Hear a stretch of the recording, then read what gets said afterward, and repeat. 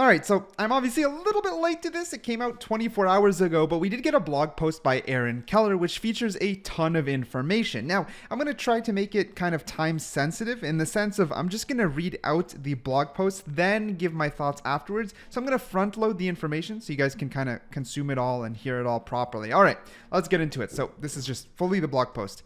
Happy Friday, everyone. Overwatch 2 was released nearly 6 months ago. It's hard to believe that we're wrapping up Season 3 and about to jump into Season 4. And it's still a lot of exciting moments ahead. Rather than talk about a specific topic this week, like matchmaking, I thought we could look back over the past 6 months and talk about how we feel the game is doing and what we've learned over that time.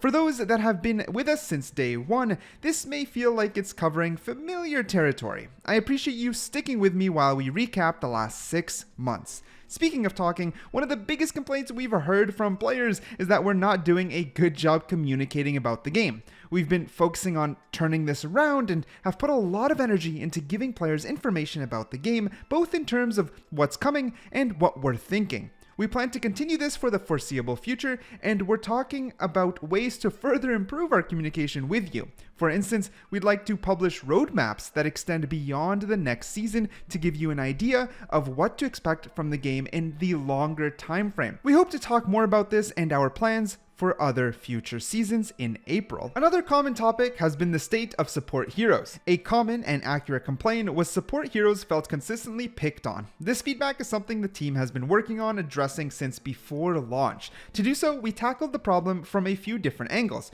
Reduce the ability for damage heroes to disrupt the enemy backline and target supports, give supports additional tools to deal with the threat, exercise some restraint. Many people are getting accustomed to the switch to 5v5.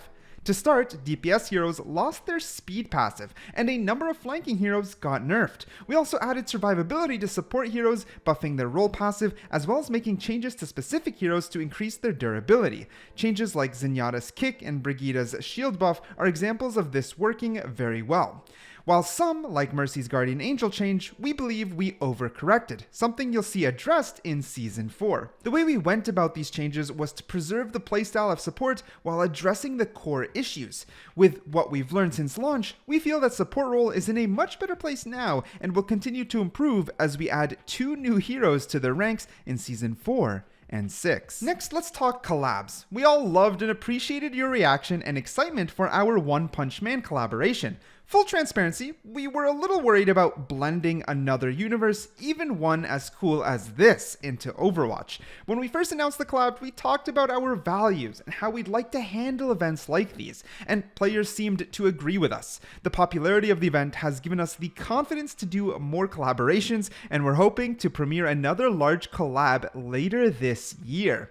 Let's talk about the competitive system next. Players have provided a lot of feedback on the reworked system that launched with Overwatch 2. One of the biggest issues that players bring up is how their experience has been affected by a partial rating reset at the beginning of each competitive season. This, along with some matchmaking issues, has caused a lot of confusion in matches. Starting with Season 4, we'll be removing this reset, and players should have a much clearer picture of their rating season to season. Internally, we're still discussing whether a rating reset should be a part of the competitive system. We believe that a reset could make sense in Overwatch 2, but it would have to take a different form. We're currently asking ourselves, what if a partial reset happened at a much greater time interval, perhaps yearly, and coincided with a greater set of changes to the game or to the ranked system? Players have also asked us to provide more information to better understand what's happening as they rank, as well as to get a clearer picture of the individual match performance. We've gradually been introducing features and have more in Season 4, addressing some of these asks. Starting with Season 4, players will now see their progress towards a new rating and their win-loss record during that period.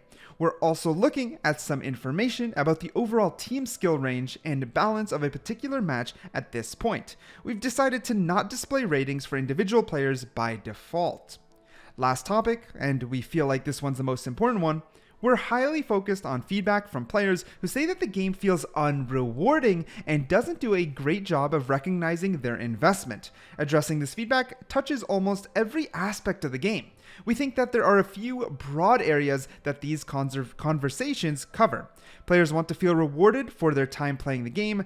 They'd like to be able to earn items that they want without an unreasonable grind to them. Players want the game to recognize their time and skill investment, as well as give them a way to show this to others. Players want their performance to be celebrated while they are playing in a match. We've made some changes to the game addressing some of these issues. Events now typically have skins that can be earned, and we've added credits to the Battle Pass that allow players to purchase nearly all original Overwatch event skins. On top of that, we've substantially increased the amount of XP earned from each match. We're also working on rebuilding the On Fire system into the new engine, as well as making changes to the play-in of the game and show a greater variety of game-making plays. Ooh, that one's good. Sorry. We're also working on a much larger hero and player progression system, and we're hopeful this year will be the launch. This new system replaces the old players level system while expanding on it to offer a bunch of categories for players to level and show off your progress to others. We'll continue to work on this aspect of the game. Besides the moment-to-moment gameplay of Overwatch, this is the largest part of our game, feeling good to play it. The last 6 months have been really exciting. We've learned so much from our community, and we are looking forward to continuously improving the game.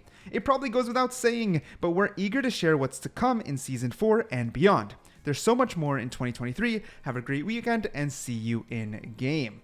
Okay, let's talk just a little bit about it. So the overall thing that I love is the fact that they are looking at rewards from a ground-up based system, meaning, rewards for heroes, rewards for our time investment, and they're making active changes to adjust that, and I love it because it's from start to finish. We obviously got the new heroes coming Season 4 very soon, and then Season 6 afterwards, which are support, and as they categorize within support, they're working on how to tune support without exactly picking on them. They also admitted to overreacting, or I guess overbalancing on the Mercy changes, which in turn means we can expect some Mercy buffs in the near future. I think Season 4 they said. Yeah, so it is really, really good overall. They did also touch on it communicating. They're saying players complaining about not communicating. That was more of a previous issue, but I would genuinely argue and want to give I just want to give Blizzard the W here, especially the last 3 months. The communication has been through the roof. Aaron Keller himself with these blog posts, amazing. Like, if they do keep this up, they say for the foreseeable future, you want my tip on it, just don't stop. Foreseeable future should just be indefinitely. As long as you want the game to be alive and healthy, I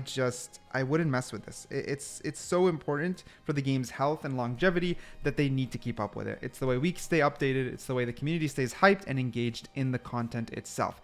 They got to keep that. They got to keep it up, and I hope they do. The last two things I want to quickly touch on is the first one, which would be the roadmap thing that they want to start implementing. I absolutely love that they want to implement roadmaps. That's just as good as communicating. It's kind of one in the same pot, because the more that we have roadmaps, the more we know what to look forward to, the more excited we get. So those two go together in my personal opinion. And then following the roadmap, the next thing that they mentioned is more collaborations. That one they even want to announce later this year. I don't know if it's another anime collab or something else, but that's great. That's great that they were hesitant, but now they're going full force with collabs. I love it. They need to be expanded a bit. I do agree with some people, like, the One Punch Man should have had probably a unique game mode, and then they did put a unique game mode in the Pachamachi event, but then the problem about that one is that it felt too short. I got feedback on that video saying that, but it was too short. I finished this too early. I finished it too fast. I agree. So they do need to expand upon it, if that makes sense. They're in the right direction now. They're not like looking the wrong way, but they need to expand on what they started building, make them a little bit bigger, maybe a